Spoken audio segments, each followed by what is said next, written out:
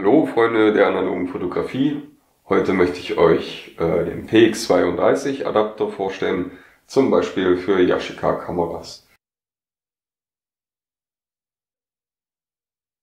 Okay. Und solltet ihr eines Tages die Zellen tauschen müssen, löst einfach den Batteriefachdeckel, entnehmt den Adapter, nehmt einen Imbusschlüssel, löst die Schraube, nehmt euch eventuell ein Hilfsmittel und tauscht ganz einfach die 4 Knopfzellen.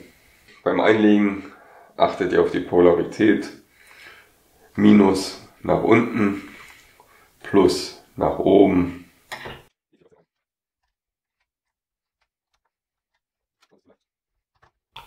Macht den Schütteltest. Achtet auch beim Einlegen auf die Polarität. Hier ist Minus, hier ist Plus.